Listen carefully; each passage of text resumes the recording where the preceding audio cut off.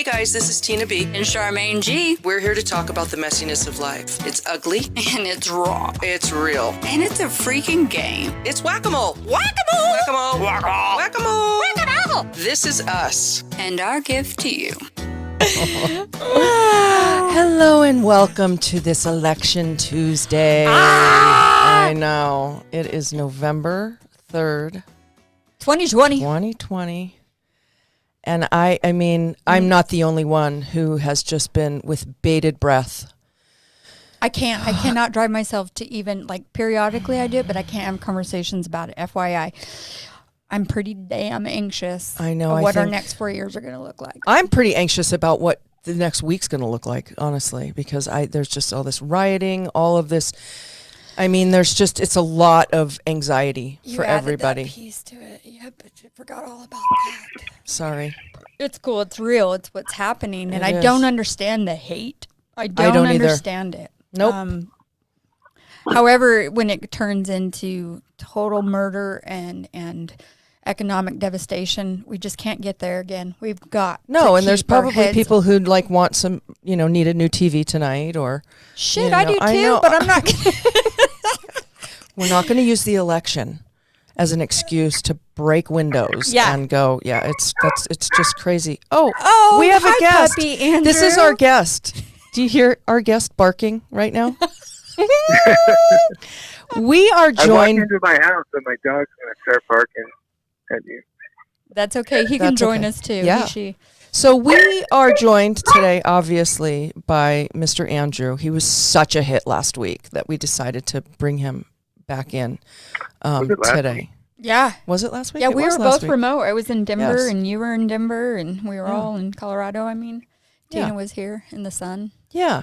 And I just really want to say that the last couple of weeks, heavy, heavy, heavy topics. Yeah. And okay, that's fine. I'm done with that for now. We'll circle back. I've had because they such a intertwine. long week too, though. I mean, we both have. There's been some emotionally draining events come up in my life, just family stuff and I'm over it. I'm ready to have a little bit of fun and talk about how one would go about, or how we have gone about and perhaps accomplished reinventing ourselves. That's Love what we're it. going to talk about today. Reinventing yourselves. How many times in your life can you reinvent yourself? Once? Twice? What does that mean? Reinvent. What does it mean? What does it mean, Andrew? I was one thing and now I'm going to be another. Or I'm going to try to be another. I love Right? that. Another, whatever thing that is. Yeah, that's awesome. That's Yeah. perfect. Totally simply put and understood. Thank But you. it's really broad too, Yeah. because it could be when Andrew and I were discussing this yesterday briefly in 2 sentences, he talked about going back to school or going to school as an adult. Right? Oh Yeah. my gosh. First of all, when you said that and we were having that conversation and it was over text and I read it, my heart started pounding. And I'll tell you why. Because I did that. I went back to school as an adult. So did you. And Yeah. Charmaine As I. and Charmaine did as well. And I thought you went to school right out of school. I I thought you did, okay. but I came back okay. for my, So I don't have math gives me anxiety. I mean, when I think about going back to school as an adult, everything about it was exciting to me. I loved writing papers. It was so exciting, all of it. And my kids were in school, regular school, and I was doing school, and it was just, there was a whole different vibe and energy, and it was really cool. But my 12-year-old, Marissa was 12 at the time, had to help me with algebra. Not kidding. And I'm not a cheater. Like I don't approach life dishonestly, you but wanna there learn. were very big moments where I was like, if she were older, to pretend to be me, to take the test, like go to the Proctor Center and just do, it was very difficult for me. That's hard. Just because, I mean, as you age, your mental capacity, your memory capacity, everything is definitely, your bank is already full. And you're trying to slough off old information Yeah. to bank new. And you went to law school, Andrew. I mean, how long were you in school? 8 years? Yeah, I mean, I think I started back when I was 31, going back to school. I went and got a certificate program for 2 years in substance abuse counseling. Oh, I remember. And then, Oh, a then I SETI? did, yeah, Nice. and then I did that for a couple of years, and I hated it. And then Why? Because of because I people? was so good at it. Because I was so good at it. Because I would, I just was not. I'm not that empathetic or compassionate. I guess. I thought it would be the opposite. I thought you would be maybe more too loose on boundaries and codependent, but boom, I'm wrong. Well, I mean those things too. Oh, you're a mixed pot of shit. Just in that arena, he Yeah, was. yeah. Yeah, Sudsy, no. that's I funny. was maybe good at men's counseling, but I shouldn't have done the women. That is a challenge. Gender-based, specific relatability. And that's why I'm grateful you're on here, because we can cast out both sides of the net when we have a topic of how did you coin it? Reinventing yourself. How did you coin that, Andrew? Trying to be something that you're not now. I can't remember. Lightning in a bottle. We can't capture it. I only had one shot. We had one shot at that. You'll have to rewind, Charmaine, to figure out to find out what you did. That's classic. It was good. It was good. It was well put. We just can't remember how. Trying how to it be was put. something new than what you weren't once before. Right. Yeah, Yeah, I think that's good. That's close I enough, like that. Right? We're live, so moving on. I have to say, I love how you rounded out saying I wanted to be more in my adult life in the area of achieving in education and career. Yeah. So, what prompted you to do? Let's just take Good turns. What question. prompted you to reinvent yourself from a drug counselor to a lawyer? Okay. When I was counseling, because I thought it would be really cool to talk to addicts like myself all day long, and I found out that that's not that great. It's draining. It is. It Yeah. was. It's very taxing. And I wanted to go back to school to get a better education. It's strictly just about getting an education. So I went back and I got my bachelor's degree first. And then I realized towards the end of getting my bachelor's degree that I would need a master's level to make more money. And so I thought of public policy, things that I was kind of interested in. But I didn't want to write a thesis. So I thought, what do I got to do to not write a thesis? And I said, I remember when I was in high school wanting to be a lawyer. I'll take the LSAT. I'll take and the then I'll go LSAT to over law a school. thesis any day. Wow. Yeah. What? So that's it. So then I went to law school. So and that's how it went. And it was, all of you say challenge. Math was the same way. I was very challenged in math. Mm-hmm. I didn't feel like I was very smart, but I was getting good grades. I got great grades. Did you? From high school? I was summa cum laude, whatever the top level of graduation for, not Get for law out. school. No, are you serious? Not At for law law school? school. Oh, No, not law school. Law school, I was in the middle, strongly towards the bottom of it. Strongly. Leaning And that. bottom leaning. Yeah.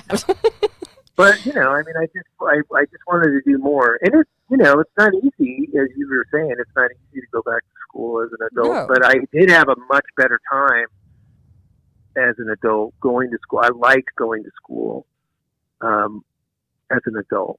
I did not like high school as a kid. I hated Oof. every day Yeah. of school. Yeah, I'm with There's you. just a mix of that pressure that you can't describe, and you're building your own identity based off of how other people treat you and how they care about you. And that's your freaking platform to the next stage of life. So if you bonk and fail there, does not mean that you cannot reinvent yourself. As Well, an you're not a adult. volunteer in K through 12. No. You have No. to do that. Yeah. I tell my kids that every day when they're like, I don't want to go to school. Mom, no, I'm sick. And I'm like, guess what? Mom will go to jail if you do not get in Well, the car. you take them right to It's the just the illegal extreme. to not go to jail. I should have told you what I did whenever I taught him how to cross the street and look at both sides. I was don't like, even you want will to know. You're die. poor kids. Who's scared for Charmaine's children right now? Me. They're going to be smart and street savvy.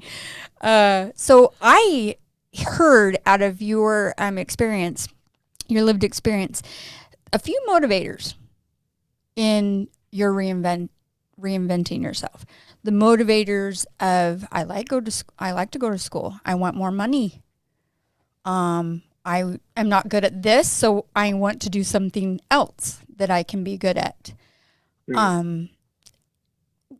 Everybody has a motivator. Mm-hmm. And sometimes life events happen to cultivate that motivator. So we, of course, work with individuals in the justice system fresh out of jail. And you know what the first question I ask them is? How was jail? Was it good? Did you have a good time? Right. And they just look at me like, you be. And I say, no, you didn't. So let's try not to do that again, right? Help me help you. Well, I think that's a motivator. Totally. And when they're already in the relapse mode and planning their next event, you almost have to reach them on a different level before that window closes. My life reinvestments definitely were staged throughout, and a lot of it was the relationships that I was in.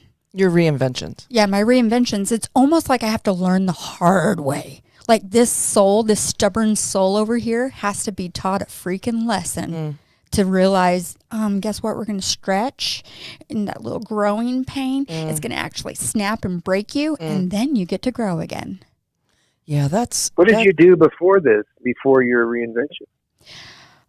So I've had many careers, if that's the direction we want to talk about. But what did I do before this? I kind of, I've always been a corporate raider. I've always been a business person. However, though, my own internal temperature gauge wasn't working, like, until I was 28 years old.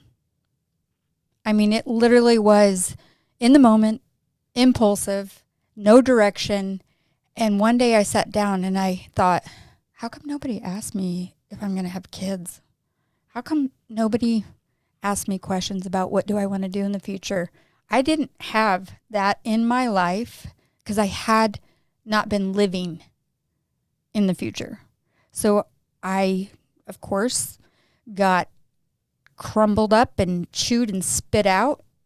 And that's whenever I realized I'm the only one that can freaking do this. I'm the only one that can move 2,200 miles away and not know one soul. That was when you moved from Indianapolis to here. Yeah. Not knowing a soul and going through a huge awakening spiritually. And that's when I say that it's almost like I shed that skin. What prompted you to want to do that? Was something going wrong? It was a divorce. Okay. It was a life event. Okay. It was a divorce. However, though, like, you're taught things as you're a child, whatever that is. It could be how relationships should be. It could be like, peer, and you're sloughing off of school and you're becoming not accountable for your actions, poor supervision from parentals, all these things that, I don't know why I'm going down that rabbit hole, but I want to bring it back and say that when we reinvent ourselves, I don't know if anybody can hear me out there. Is it when you're having a life trial? Or is it when things are going good, I'm going to keep going and I'm going to do this now and I'm going to do this now? Or is it a full depth that you're digging deep and you're clenching those white knuckles and fists and just saying, I'm going to come out of the ashes on this one? I think for me, if I can speak from if I can say that I had a career in California, and anybody who knows me, and Andrew knows this as well, I worked constantly. I was a workaholic. I remember showing up, it was summer, and so I would only be working like 40 hours a week. And I was telling my friends this one night at like a meeting. I was like, I'm only working 40 hours a week right now. And they're like, Tina, that's full time. Welcome. The thing that motivated me was I wasn't the best student, even though I graduated and I pursued a college education. It wasn't my favorite thing to do. You know, I wasn't like, oh, I just want to learn. Like, I learned differently.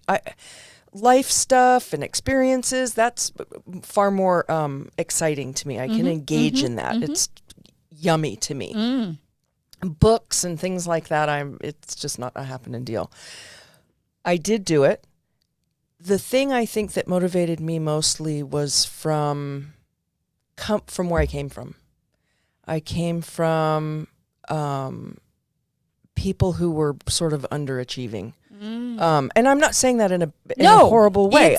My parents real. only went to like the 8th grade, both of them. Whew. And I wanted to be the one who graduated. I wanted to be the one.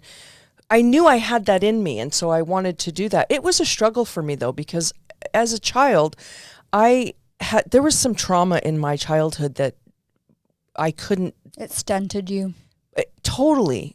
You know, I was worrying about other stuff when I was at school. So school was really difficult for me. And I don't know why I went in that direction.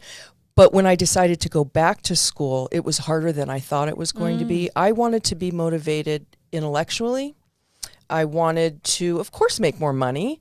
But I will say that the stuff that my street smarts have gotten me jobs more than my education did. Right. Wow.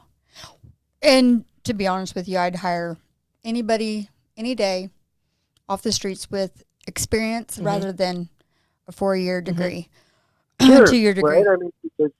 I mean, you don't have to go reinvent yourself by going back to school. No, you're absolutely right. That's not, a prerequisite to go to school, but, But do you guys feel, I mean, we're all three in that same boat. Do you feel like that it was more for our achievement to stimulate and knowing that we're a learned human and we have the capability of expanding that? So we want to achieve. We want to go forward in direction, regardless if it's education. But I always take away at the end of the day and say, what did I learn today?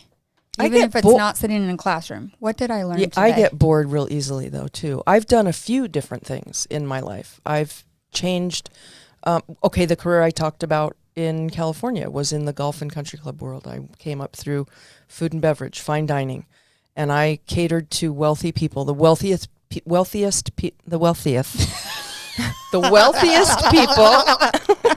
in our nation that were very important people. They were in the pinnacle of their careers and all of that, and I catered to them through this thing that I learned and knew.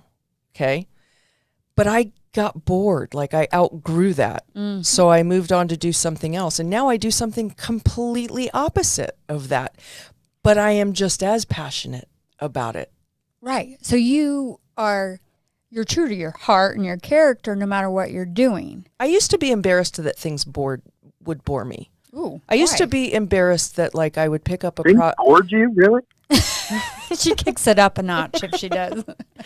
I'm like the one who's got like all these different projects going on right now. Yeah. None of them are complete. It's a jack of all trades and master of none. No, I'm just kidding. You're not far off. That is true. But I used to think, wow, why can't I just, I'd stick with something to a certain point and then I would get bored and move on to something different. I think it's because you're not supposed to. I think you should be stimulated by many, many things because that's how you're built.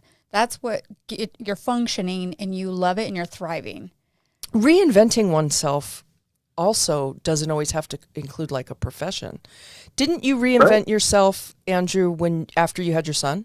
Weren't you a reinvented human being? You had to relearn or learn and do things completely differently. That's the way it was for me. Yeah. Being a parent. Yeah, well, I mean, yes and no. I mean, when my son was born, sure, I had to change things up, but I also was really diving into my addiction then. And, that was, he had a kind of an absentee father for the first kind of 4 years of his life. So my reinvention around my son came when his mother died, and I had to, figure life out with a son. So I reinvented, and I didn't necessarily go back to school. I learned by going to 12-step programs how to be a better person. So that was a big reinvention. Heck Wow. yeah. So Heck yeah. my curiosity with that, Andrew, is when you went into, social support to look in, did you learn from others' lived experiences to help you reinvent yourself? Or were you like not living in comparison, but seeing, because sometimes, and I say this realistically, I hope you guys can relate, but sometimes when I think shit's bad, and then I can go to a meeting or go to some sort of, presentation, and I hear a story that's freaking unbelievably hard, I soften and I think, I can do this. Like, look what they can do, Yeah, I think that I hooked up with guys that were similar to me. Some had kids, some didn't. I had a sponsor who did, and he hired me to do work. I was working for him, and I got to go over to his house every morning and see how he did life. And I learned from others. Yeah. I've started to become a father and a human being based on the people that I was hanging around with. Because before, drug addiction, even though I knew a lot of people, it's an isolation concept. So a lot of I people didn't really think know anybody. when you're using, you're just selfish. You're just a selfish person. How could you do this? When you're active in addiction. Would you agree with that, Andrew?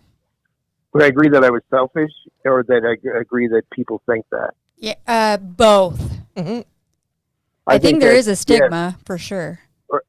Sure, I think that I was selfish. I mean, there's a saying in AA that I'm not much, but I'm all I think about. Totally. So, Ooh. that is true. Yeah. So It's hard not to be a narcissist in some ways. Heck, I think we're all a little narcissistic. I think we have in traits for yeah, sure. Definitely. Sean does. I mean, He's just over here trying you to can mind his own say it. business. You can. I'm going to bring Sean into this if that's okay. We've got 2 minutes before we're going to go to a break. Sean, reinventing yourself. How many times have you done it in your life? See, I had to go get a microphone that worked so that the guy on the phone can hear me, because he can't hear me on the other microphone. He's bolted these mic stands down because he's afraid. He's afraid we're going to stake I him. could see you guys stealing these. Oh my gosh. How many times I've reinvented myself numerous times. I mean, Me too. it's been for me, I've moved across the country numerous times for jobs and stuff, and that seems to be a good opportunity to reinvent and restart. So, but yeah, it just happens every handful of years, and it's just like, time for a shake-up, time for something different. Do you get a bored? change, like a change, but do you grow from that? Oh, change? No, it's there's a difference. It's cyclical, Okay. Maybe I am growing. I don't recognize it, but I get to the point where I'm like, okay, change this, do this, try this. And then weeks, months later, am I better? I don't know. Well, I think it's edifying. To kind of say, I learned this from that experience. And I restarted the race. I just don't know how far I ran. Okay. So you don't know how to look back and say, look what I've accomplished. I know how to look back and be displeased with myself, but Yeah, we're all really There's that good little at that. voice in your head, that negative self-talker. Well, Sean, if you need me to build you up, I can tell you some qualities that I've learned from you sitting in this recording studio for the last 2 months. So I'd be Look at happy to share Charmaine. my message with it's going you. to cost me anything? No, it's Okay. free. It's nothing but love. No, thanks for contributing, because that is very relevant, that if we can't look back and say, oh my gosh, look what I did. I do hear that quite often, and sometimes I don't let it penetrate of the accomplishments and how strong you can be. It is a must. Let's talk To pat about yourself strength on the back. when we come back from the break. Love it. All right. 4, 3, 2, 1, wackos!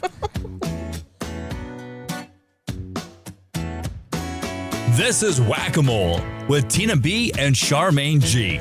Raw discussion about the messiness of life. We're going to take a quick break. and we'll be right back with more Whack-A-Mole.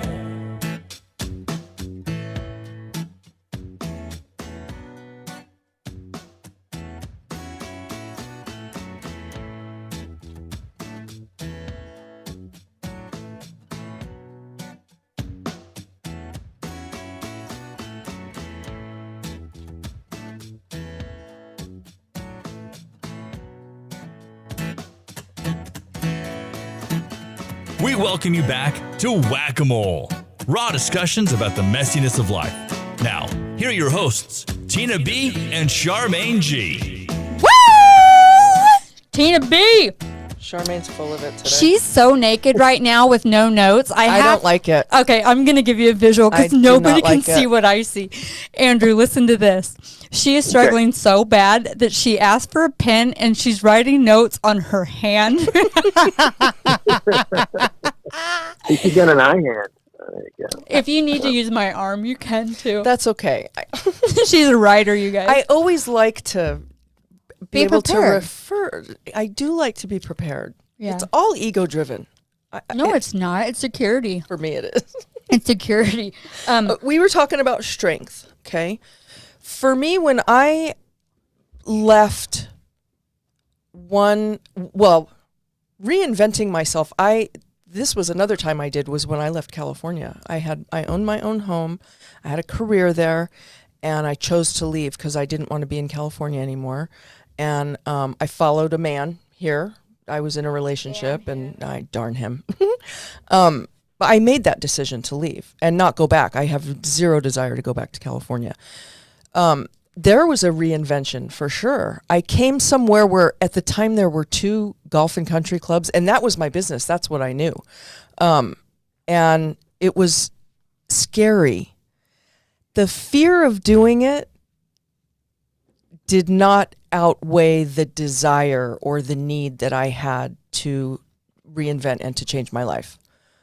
I can say that now with confidence.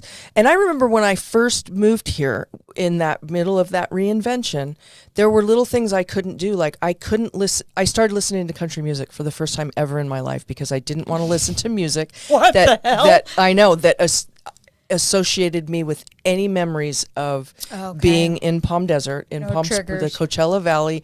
I didn't want to, because I thought if I hit some depression, I don't want to sink down into this depression. I just wanted to start anew. So you chose country music. There you go. I know, isn't that? There's a tear in my beer. It sounds pretty counterproductive, doesn't it? It does. But it's the most touching kind of music because it's a story and they have a story to tell. I just had no memories attached to any of that music. They were all new to me. I love All of it. that stuff was Music just new does to me. lift, though. Yes. Okay, so you brought up, and I like championed you in the air, like, yes, fear. Fear. Like when I have this discussion often with people, what's holding you back? Like you could be anything you want. Like it doesn't matter if you're 54 years old or 70. Like you literally could do something for yourself that is positive and change that you can look back on and say, I freaking can do hard things. What is holding you back? Sure. I think that's true. I didn't go to law school till I was 40. So, Were you afraid? yeah. Yeah. And plus, it's going to cost me a lot of money. You know, Well, there's that. right? Have you paid your And student I loans didn't back? feel like I'm super smart. So, and I always thought of law schools for smart people. And I went, and I was, I also was living with my parents, during the time of my early sobriety with my son. And so actually, at 40, I was becoming, an adult. The first time I was really going out on my own Yeah. as a parent. And I was going to Denver where my sister lived about half hour away, but I didn't really know anybody, just like you, moving out to St. George and stuff.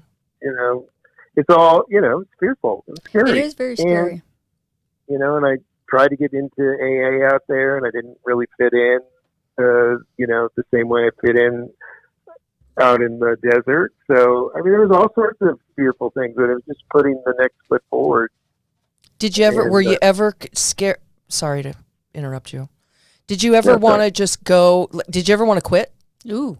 Yeah, after my first year, I applied to cooking school. There's a What? Johnson No, & you Wales there. didn't. I didn't know that. I did, and I got accepted. And my Of course you did. sponsor said, "Are you really going to quit? Are you, just because you're struggling? Is that really what you're going to do?" And I said, "No, damn it." And so I didn't. Interesting. And then you took cooking classes instead? No. No, he decided not to do that. No, I meant like date night cooking Oh. classes, like not actually switching gotcha. freaking Dates. careers. So I didn't did have you- dates here in my first years of law school. So that was your ego. Like you were challenged in that moment when he said that, right? Yeah. And you Yeah, thought, 'cause well, I I'm didn't not know going to. how I wasn't. I was at the borderline of my education. I wasn't on the dean's punishment list, but I was just right above it, and I didn't feel like I was getting it. And how was I going to do 2 more years of this? And my sponsor said, you shouldn't quit, and you should reinvent yourself again, which is you need to treat school like a job and go there 8 hours a day and work and et cetera. And that changed everything. Mhm. I actually studied, which was, What I'm pulling You know. out of that experience, just on the outside looking in, is that what got you through that reconsidering, reinventing yourself and moving forward is your support system that you allowed in your life. without a question. Yeah. I mean, even if it was challenging the ego or if it was more or less the support from your parents to help raise your son as a single father, as a widow, with that, I can't stress enough that the quality of people that we put in our life, because I see this every day that I say, who do you have in your life besides me to talk to? Mm.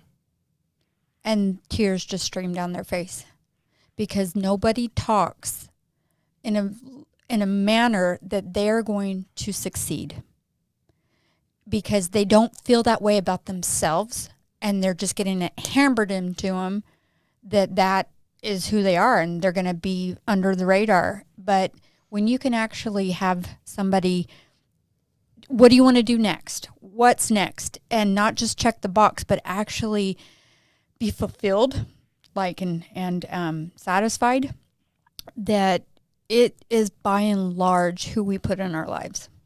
It is. The only way, though, that and this is something that I say to my clients, and for those of you who are listening and don't know, I do a form of probation. And so I help people when they first come out of jail.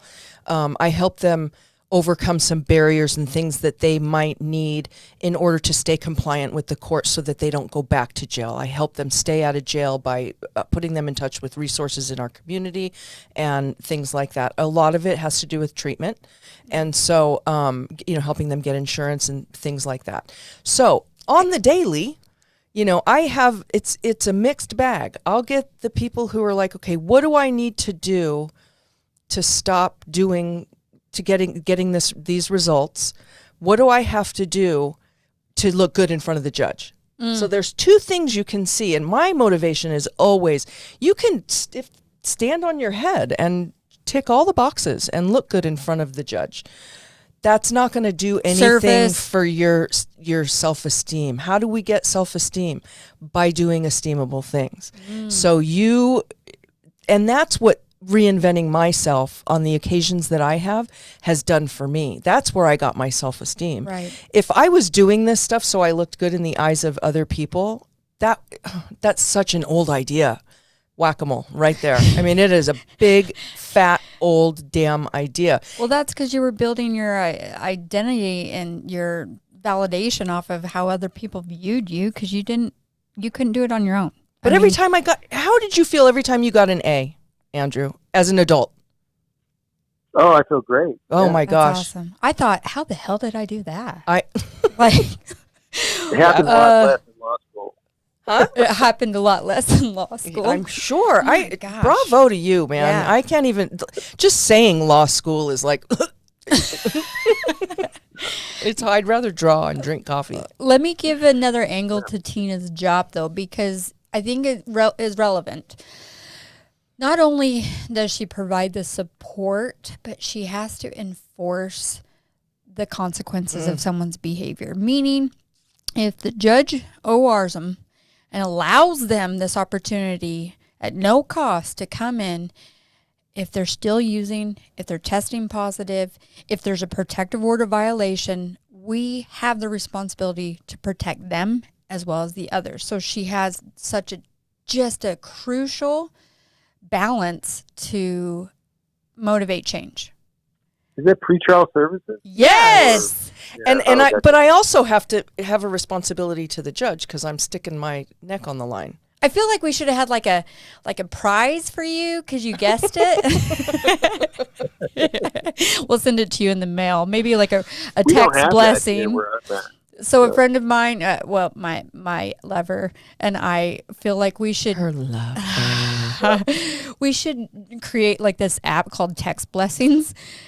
I don't know what it's going to look like, but I've asked him to develop a business plan for me and present it, and I'll let him know how the outcome is. But Text Blessing, so That's you're going to get a Text Blessing prize of guessing pretrial services because that is, like, honestly, the crucial window of someone's life event.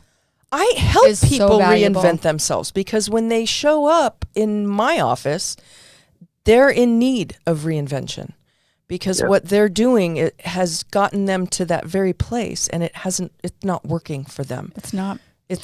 But I love to watch that. I love to watch those who come out the other side of that and make those changes. That is why we do it. That not for the money. No.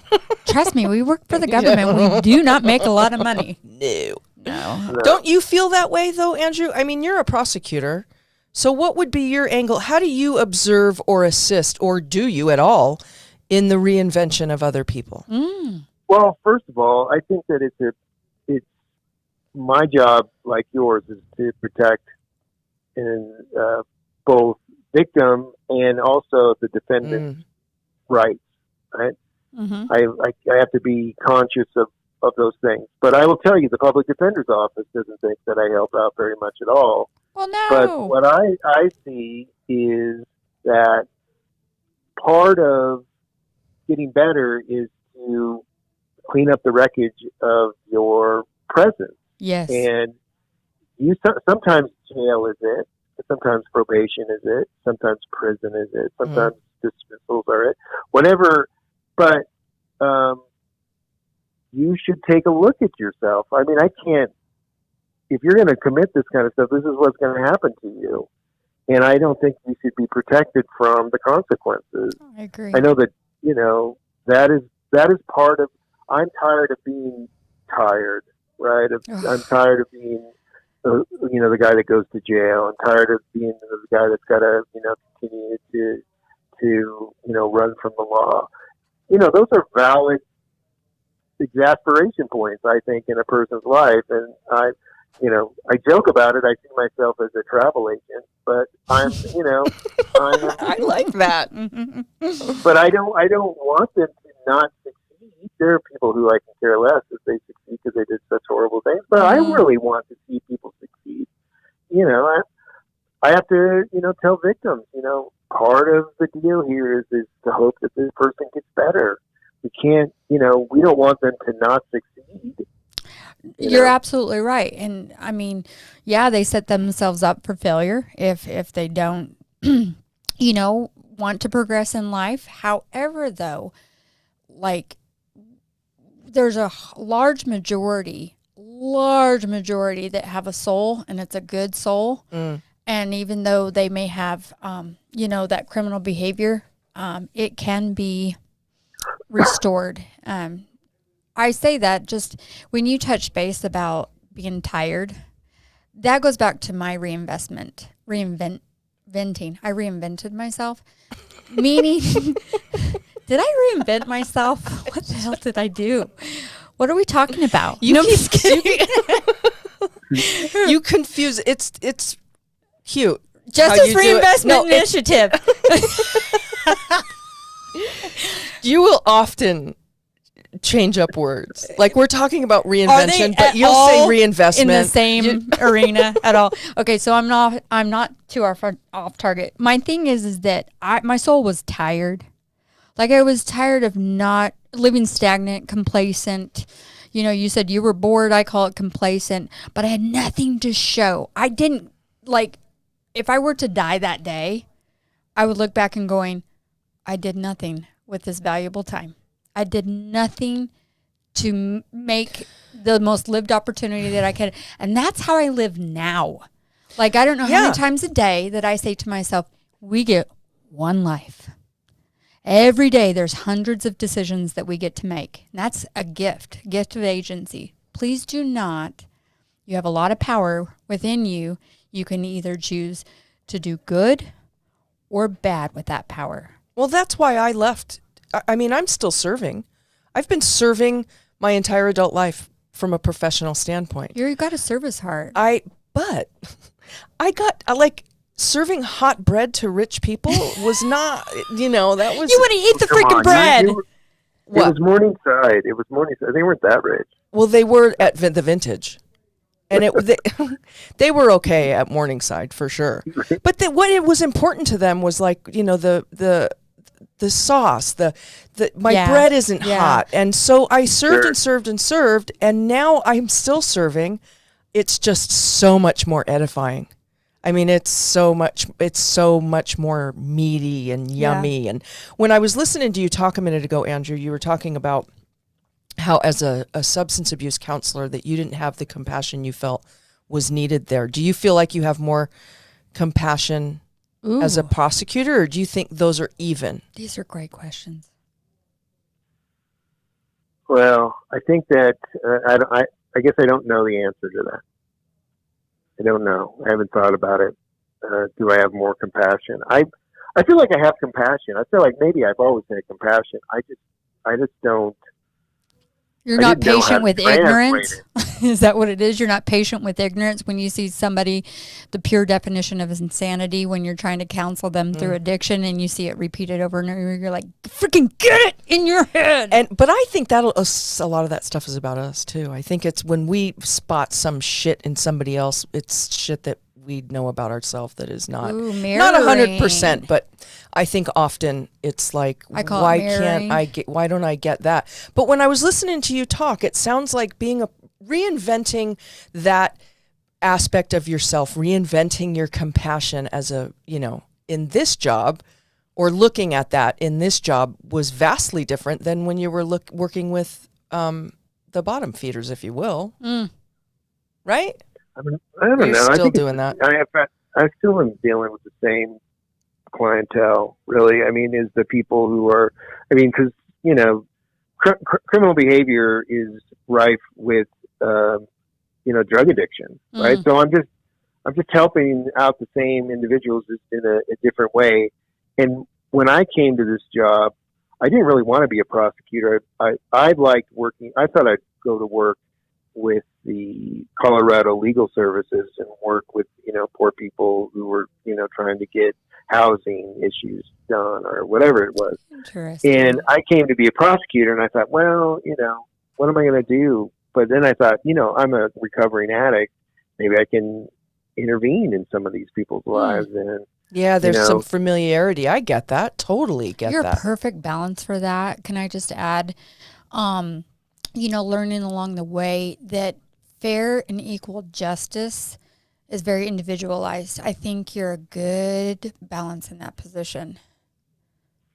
Well, I thought so too, but I will tell you this to be, is that, and I mentioned this before, is that the public defenders don't feel that way, is that they really hammer me on the ideas that when I'm tough on addicts, they say, you're a recovering addict. Yep. You should know better than this. Yeah. And, you know that people do this. And I go, if I had, you as my, guiding light, I think I'd still be out there. Yeah. Yeah. Because you keep apologizing for me. And I don't need an apologist. I need somebody to, toughen them nipples up. kick my ass. Right? Toughen those damn nipples up and bite down, right? That's a breastfeeding reference. I was going to say that. I don't know that. Let's just keep it at that. So I know, and that's realistic. It's called codependent, and you can be militant codependent as well too. It just serves no purpose. It really keeps people sick, and yourself. That's one thing that I can say that I'm reinventing right now is some of my character traits. So I recently went through a divorce at the beginning of this year. Never in my mind would I have thought that I would have experienced that. I mean, and having children in that experience, I felt so responsible for them to manage through my own decisions that it was like every day, like reinventing myself, just living in my own skin and being able to do that. Like I hated myself some days because I couldn't prevent anything. I felt out of control, maybe even a slight depression. I don't know if you guys can relate to this, but when you go into reinventing, it's not grand and glorious. It's the roller coaster. It's up and down, and you're trying to move forward, be it education, career, new friends, relocation, or if it's your own internal compass that you're working on. Because in the end, I want to live with myself. I want integrity. I want to sit there and say, I served a purpose. I have value in this world, and I did the best damn job that I could. Well, I think we all pretty much would like to have that. I mean, that would be for me, I mean, when I think about the end of my life and what people might say about me after I'm not here, it certainly isn't that I drove a great car, had a big TV, or lived in the big house up on the hill. It's more integral than that. It has to be more, I want people to know that I had integrity, or that there were times that, yes, I lost my mind. Like I just, just really lost it. I've seen it. And it's crazy, actually. Thanks, Charmaine. No, but you're absolutely right, Tina, that when you're sitting there going, what do I have to show for? Like all of this, the most important feeling that you can gain in this lifetime is that you've grown to understand who you are and knowing that you're always going to change and being okay with that, accepting that, and not just realizing that, I'm the best person I can be and I'm 43. I'm a rapper. That was so perfect. But you know what I'm saying? It's unrealistic. It's unrealistic to think that we're going to go through life and just stay stagnant. We're going to start as one thing and end as that very same thing. Exactly. There's and every no experience growth in that. reinvents you. Every experience does reinvent you. I mean, from an emotional standpoint, the topics we talked about the last 2 weeks, that topic completely reinvented me. I emerged from that with so much more confidence, being able to make boundaries. I was able to, come through that as a completely different person. It's like any other bad relationship that you're in. You can be in a bad relationship, leave it for a while, and then recall it, which is something that recently happened to me too. There was somebody that left my life for a long time, and then I recalled it. We recalled it and revisited it.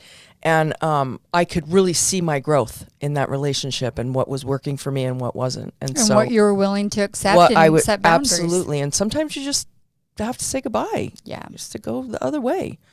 Sometimes you don't have to do it violently like I did, but no. But you still, that's all part of growth. Okay, so we've got about a minute left, Mr. Hayden. What is your how would you put a bow on this for you? On this reinvent? Yeah, like what does that look like for you? This whole reinvention. Right, is to not be so scared that you're frozen from doing something that you want to do. Work through the fear. Do the next indicated step, and it'll finally get there, if that's the way it's supposed to be. I love that, because that's an example for the next person that's going to walk through that fear, and they're going to ask, "How did you do that?" It's like going down a hill on a skateboard, and you get going really fast, but you're still on the board, and you're going and going and going. And there's two things you can do: you can stay on it until you stop or slow down, or you can bail out. Yeah, I slowed down. I slowed down. You can just like traverse. Oh, well, I'll tell you what, viewers, audience, lovers, wackos, Tina B, Andrew. Thank you for joining us, Andrew. Thank you for having me. God bless America. Oh, we'll be back next week with post-election talk. Woo! Bye. You've been listening to Whack-A-Mole with Tina B and Charmaine G. Follow us on Facebook and Twitter. Watch us on YouTube and subscribe to us on iTunes, Google Podcasts, Spotify, Pandora, or wherever you listen to podcasts. Join us next time for, well, whatever may happen with Tina B and Charmaine G on Whack-A-Mole.